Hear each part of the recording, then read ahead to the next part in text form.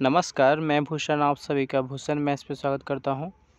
हम फिर से वीडियो लेकर आए हैं जो आरआरबी ग्रुप डी और एनटीपीसी के लिए बहुत ही महत्वपूर्ण है। एक प्रैक्टिस सेट है जिसमें हम 20 या 25 क्वेश्चन जो भी सेट में आते हैं उस तरह के हम प्रश्नों को करेंगे। तो ये प्रीवियस क्वेश्चन ही है सेम पैटर्न पे। तो चलिए देखते हैं फर्स्ट क्वेश्चन। सैम की वर्तमान आयु 8 वर्ष पहले उसके विवाह के समय की आयु से कितना है? 1.1/4 गुना है।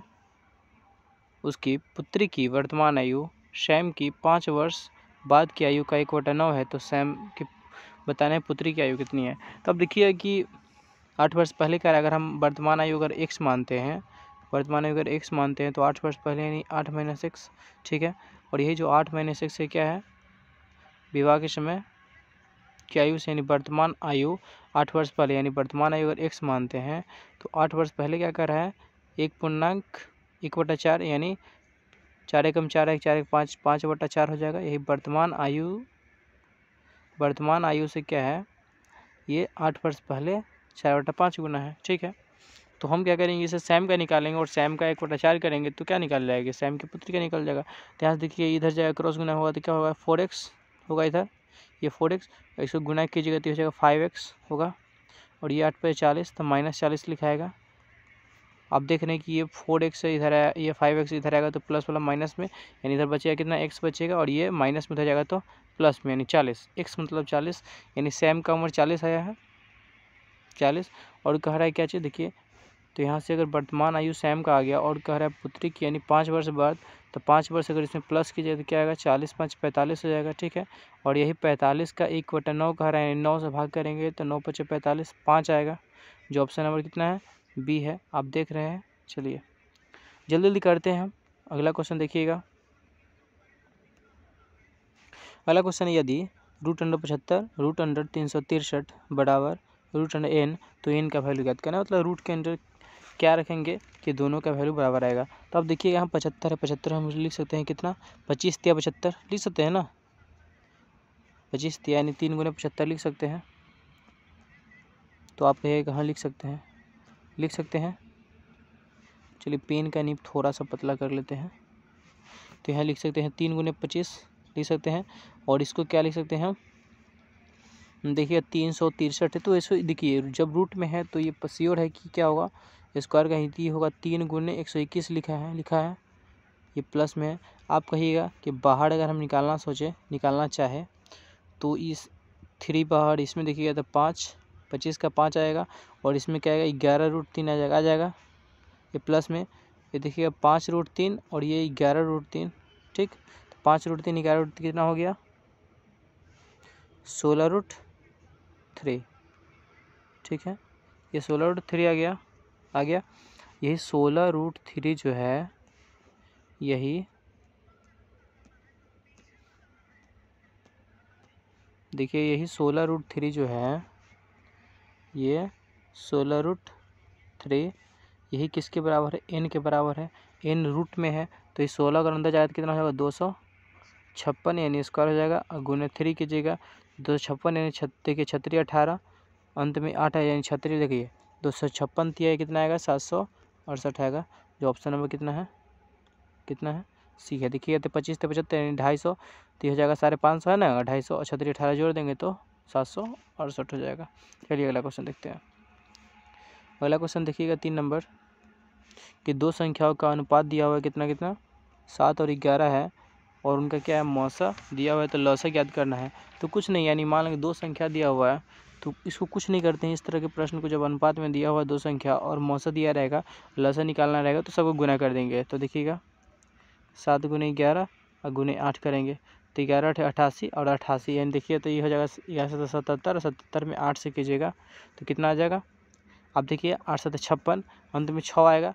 ऑप्शन नंबर डी, देख रहे हैं एक ही है 6 वाला। तो अब जल्दी कीजिए, आप देखिए कि अगर पहले फर्स्ट डिजिट से ही तो फर्स्ट डिजिट से मिल रहा है तो हो गया ये आंसर। अगला क्वेश्चन देखिएगा 4 नंबर क्वेश्चन कह रहा है किसी चुनाव में एक उम्मीदवार को 62% क्या होता है, 62% वोट प्राप्त होता है और वह 65,640 वोट से चुनाव जीत जाता है। चुनाव में कुल वोटों की संख्या बतानी है, ठीक है। यदि वोट क्या है, कोई भी वोट अमान्य हो, मतलब बर्बाद नहीं हुआ है तो आप इस क्वेश्चन में देखिएगा कि 62% जो जीता है उसको मिला है, बाय द वे 62 मिला है, तो जहाँ हारा होगा उसको कितना मिला होगा, 100 में से कहिएगा 62 घटाएंगे तो 38 मिला होगा, ठीक है। और 38 मिला होगा, यही दोनों का अंतर इतना है, जो जीता है इसी के अंतराल में जीता है, यही ना, 62 और 38 के ही अंतराल में जीता है। तो आप घटाइएगा तो कहिएगा 24 आएगा, और यही 24% यानी 24 का वैल्यू, 24% यानी 24, ठीक। और यही 24 का जो वैल्यू है, यही 24 का वैल्यू कितना दिया हुआ है, आप कहिएगा 35,640 दिया हुआ है। और हमको निकालना कितना है, 100 का, तो हम एक का वैल्यू निकाल लेते हैं। अगर देखिएगा यहाँ तो यानी 100 का वैल्यू हमको निकालना है, तो क्या करेंगे, कुछ नहीं, ये 35 आपको क्लियर नहीं दिख रहा होगा ना, चलिए हम फिर से देखते हैं, हम ब्लैक पेन ले लेते हैं, ठीक है। चलिए हम ब्लैक लेंगे, तो कितना आया था हमारा, ये 62 आया था, 62 में से 38 घटाए थे तो आया था कितना, 24 आया था ना। और यही 24 आया था, और यही 24 का वैल्यू कितना दिया हुआ था, यही 24 और 24 का वैल्यू दिया हुआ था 35,640। हमें निकालना था 100 का वैल्यू, यानी पहले एक का निकाल लेते हैं, तो 100 के बराबर क्या लिखेंगे, हम लिखेंगे 35,640 बटा 24 गुना 100 करेंगे। तो आप यहाँ देखिएगा 24, यहाँ 35 है तो 24 एकम कटेगा एक बार में, और एक बार में कटेगा तो ऑप्शन में देखिए केवल एक ही ऑप्शन है जिसमें एक है, बाकी 2 शून्य तो पड़ेगा ही, एक ऑप्शन में यही है सिर्फ, तो यही आंसर होगा। बाकी 5 है, 9 है, 3 है, देख रहे हैं ना, तो यहाँ एक से ही लगेगा, एक से लगेगा ना 24। हाँ, ये 24 छोटा होता तब दिक्कत होता कि या तो ये 9 हो सकता था क्या, लेकिन यहाँ पे देखेंगे 35 बड़ा है, एक से ही कट रहा है, तो ये आंसर हो जाएगा कितना, 14, यानी 1,48,500 वोट, ठीक है। चलिए अगला क्वेश्चन। तो आप एग्जाम में इस तरह से कीजिए, आपको कैसे भी ऑप्शन ढूंढना है, और जितना कम से कम सेकंडों में कर सकते हैं। अगर 2 सेकंड 4 सेकंड बचा रहे हैं तो आपके लिए बहुत ही फ़ायदा होगा आने वाला प्रश्नों के लिए। देखिए नेक्स्ट क्वेश्चन 5 नंबर है, दो संख्याओं का मौसा दिया हुआ है कितना, 110 मौसा दिया हुआ है, और गुणनफल दिया हुआ है, दो संख्याओं का गुणनफल इतना दिया हुआ है, लसा निकालना है। आपको पता होगा कि दो संख्या यानी अगर x इंटू आई है, दो संख्या है XY, तो होता क्या है कि दो संख्या का गुणनफल ही क्या होता है, HCF और LCM के मल्टीप्लाई के बराबर होता है ना, आपको पता होगा। और ये दिया हुआ है और इसमें से HCF दिया हुआ है, ये निकालना है, तो हम क्या करेंगे, इसको नीचे लाएंगे, डिवाइड कर देंगे क्या, तो कर दीजिए डिवाइड। अगर आप डिवाइड कीजिएगा तो कितना आ जाएगा, बस इसी से डिवाइड कर दीजिए ना, यहीं पे आप ये 0 से 0 खत्म हो जाएगा, हो गया ख़त्म। और आप कहिए कि यहाँ 11 है और यहाँ कितना है 29 है, तो 11 दूनी 22, 3 रहता 3 से करता 11 दूनी 22 कटेगा 2 बार में, और ऑप्शन में एक ही ऐसा है जिसमें 2 है, देख रहे हैं आप, तो इसका आंसर कौन हो जाएगा, यही होगा ना, पूरा करने से कोई फ़ायदा नहीं है। चलिए 5 नंबर क्वेश्चन देखते हैं। 5 नंबर हो गया। 6 नंबर क्वेश्चन देखिएगा आप। 6 नंबर क्वेश्चन कह रहा है, दो अंकों की संख्या कि अंकों का योग 9 है। दो अंकों की कोई संख्या है, मान ली कि अगर अंकों का योग 9 है, यानी 63 हो सकता है, 36 हो सकता है, 45 हो सकता है, 54 हो सकता है कि नहीं, 54 हो सकता है, 18 हो सकता है, 81 हो सकता है, मतलब यही संख्या है। और कह रहा है इन संख्या का 9 गुना, जो संख्या दिया है उसका 9 गुना अंकों के उल्टे क्रम से, यानी जब 18 होगा तो 18 की 81, यानी उल्टे क्रम से संख्या से 2 गुना है, ठीक है। तो कह रहा है संख्या ज्ञात करें। आप देखिए कि दोनों संख्याओं का योग कितना होना चाहिए, 9 होना चाहिए। ऑप्शन से इस तरह के प्रश्न को ऑप्शन से ही बहुत जल्दी हम बनाएंगे। ऑप्शन देखिए, 19 से 2 जोड़ेंगे 10 आएगा, ये 3 आएगा, ये 18 है तो 1 और 8 9 आ जाएगा, ये 10 आएगा। तो ऑप्शन में देखिए एक ही ऐसा है जो ऑप्शन में है, ठीक है। तो आप यह क्या कीजिएगा, ऐसे प्रश्नों को ऑप्शन से कीजिएगा, तो देखिए एक ही ऑप्शन में है, ठीक है। अगला क्वेश्चन देखिए। अगला क्वेश्चन है 7 नंबर की, कह रहा है ये तो है हल करना है। देखिए इसको, इस तरह के प्रश्न को लिखना ही नहीं है, मन में सारे को प्रश्न को देखिए कैसे होगा।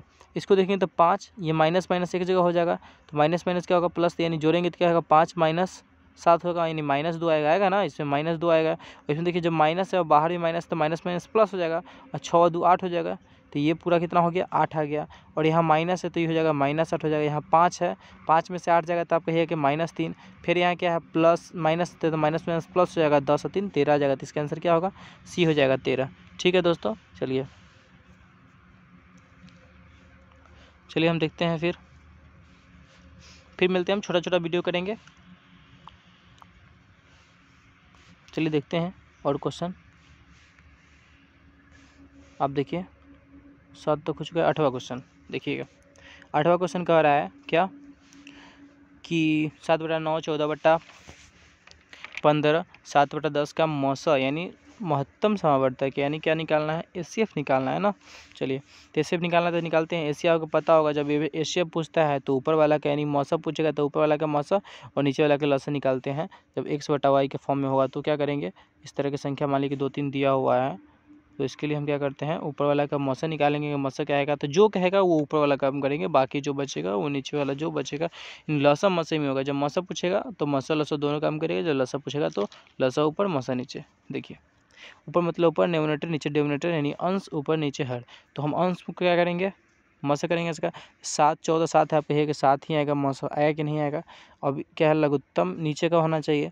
तो आप देखिएगा 9 है 15 है 10 है, यानी तीनों के पहाड़ा में क्या आएगा तो आप देखिएगा तो 60 आएगा। तो ये दोनों में 30 आ सकता है, 30 आएगा, लेकिन 9 के पहाड़ा में 30 नहीं है। ठीक है, तो 3 से गुना कर देंगे, 2 ना करेंगे 60, फिर भी नहीं आएगा, नहीं ना आएगा। तो आप कहिएगा क्या कि 3 ना करें तो 3 से गुना कर दें, 30 3 90 तो 90 आएगा, तो 90 हो जाएगा। देखिए तो हो जाएगा किसका 7/90 आंसर। ठीक है, तो हम कैसे किए हैं, ऊपर का देखिएगा 7 के पहाड़ा में दोनों आ रहा है तो 7 आ गया सबसे लोएस्ट। चलिए और इसका देखेंगे तो इसको हम कैसे किए हैं कि पहले देखें, दो संख्या को निकाल लिए हैं जल्दी से।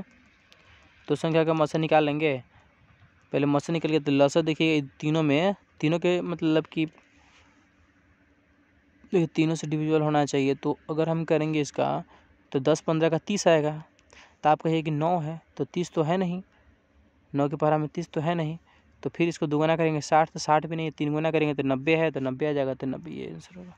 ठीक है, तो आप इस तरह से निकाल सकते हैं 9 15 फिर 10 करके। ठीक है, ऐसे तो फिर वक्त लगेगा ज़्यादा, आप तो ये कर सकते हैं। इतना छोटा सा प्रश्न है। अगला क्वेश्चन देखिए, कह रहा है 60 में से 48% है, मतलब 60 है कितना परसेंट 48 है। तो आप इसको देख के भी कर सकते हैं, 16 यानी 6 8 48 तो यानी 80%। ठीक है, नहीं आएगा तो आप इस तरह से लिखिएगा 60 गुणे x/100 बराबर 48। तो आप यहाँ देखिए कटेगा 6 8 48, ये 0 से 0 कट गया, 8 दही 80, यहाँ आएगा 0 बढ़ जाएगा, तो 80 आंसर हो जाएगा। ठीक है, अगला क्वेश्चन देखिए 10 नंबर क्वेश्चन है। 10 नंबर क्वेश्चन देखिए, कह रहा है टॉम की वर्तमान आयु 10 साल पहले उसकी शादी के समय की आयु से 4/3 है, मतलब 1.1/3 है। उसकी बेटी की आयु आज टॉम की 15 वर्ष बाद, मतलब आज की जो आयु है उससे 15 वर्ष बाद क्या है 1/11 होगा। सेम क्वेश्चन जो फर्स्ट में क्वेश्चन था, देखिए हम बनाते हैं। चलिए तो ये एक्स मान लेंगे, वर्तमान एक्स है, और यही क्या है वर्तमान से 10 साल पहले, तो 10 माइनस कर देंगे। और ये क्या है वर्तमान आयु 10 साल पहले की आयु से कितना है 4/3 है। देखिए ये जब अंतर होगा ना, ये अंतर 1 का जब होगा तो कुछ नहीं करेंगे, ऊपर वाला से गुना करेंगे 40 हो जाएगा। समझ गए कैसे। फिर देखिए ये गुना आएगा तो 3x होगा कि नहीं, ये 3x हो जाएगा। और ये करेंगे तो 4x इधर कीजिएगा तो ये 4x लिखाएगा, और ये -40 हो जाएगा, होगा कि नहीं। अब इधर आएगा तो माइनस में, इधर आएगा तो प्लस में, होगा कि नहीं। तो फिर x बराबर 40 हो जाएगा। आपको पता है कि x बराबर जब 40 होगा और ये 15 साल बाद कह रहा है तो 15 जुटेगा तो कितना हो जाएगा 55 हो जाएगा। और इसी का 1/11 कह रहा है तो 55 में 11 से भाग करेंगे तो 5 आंसर आएगा, जो ऑप्शन नंबर सी है। देख रहे हैं 5 देख रहे हैं, जो ऑप्शन नंबर सी है। समझ गया। चलिए अगला क्वेश्चन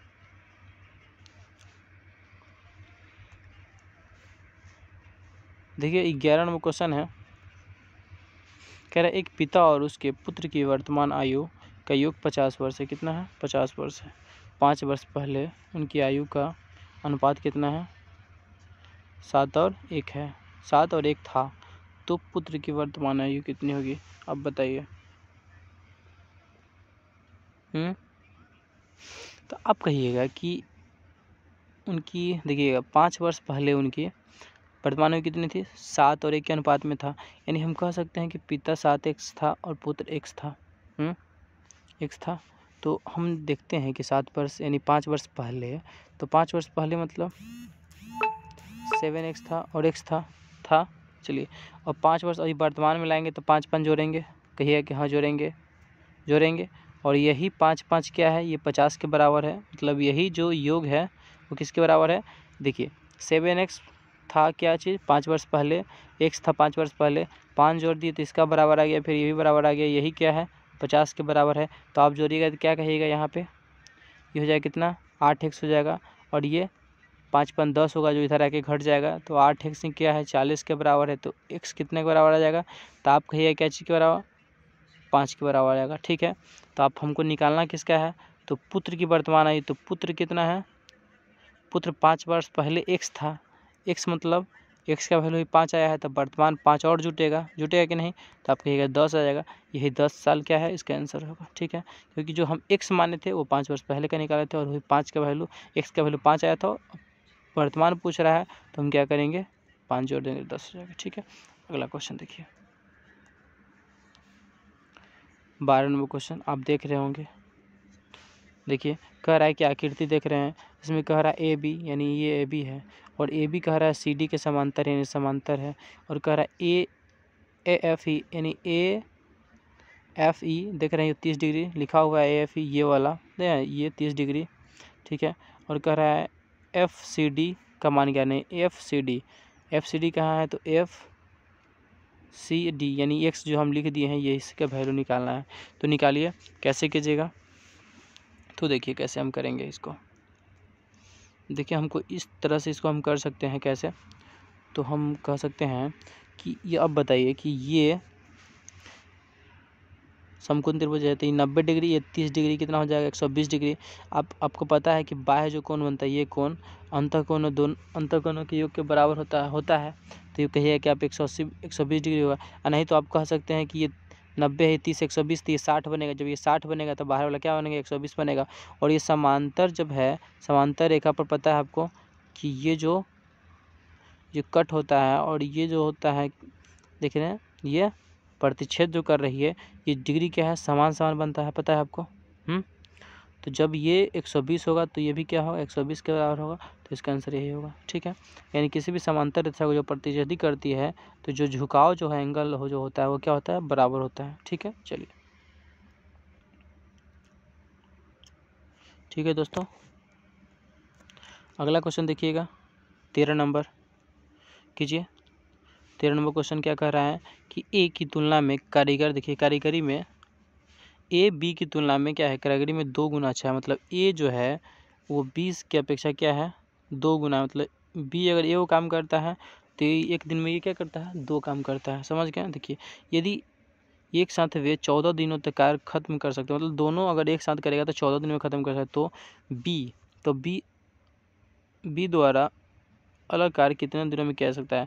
देखिए, मतलब ये दोनों अगर काम करे, कहने का मतलब ये कह रहा है कि बी अगर एक दिन में ये काम करेगा, तो ए 2 करेगा, मतलब कुल मिला के एक दिन में कितना काम करेगा? तो आप कहिएगा 3 काम करेगा कि नहीं करेगा? और ये 14 दिन में कर रहा है, तो हम कह सकते हैं कि 14 दिन में करेगा, एक दिन में 3 काम हो रहा है, तो 14 दिन में कितना टोटल काम होगा? तो हम कहेंगे कि 42 काम होगा कि नहीं होगा? 42 काम होगा। तो देखिए दोस्तों, तो हम कहना ये चाह रहे थे आपको कि अभी क्वेश्चन में कह रहा था कि ए जो है बी की तुलना में 2 गुना काम कर, मतलब 2 गुना ही अच्छा कुशल है, यानी कारीगरी में अच्छा काम करता है 2 गुना।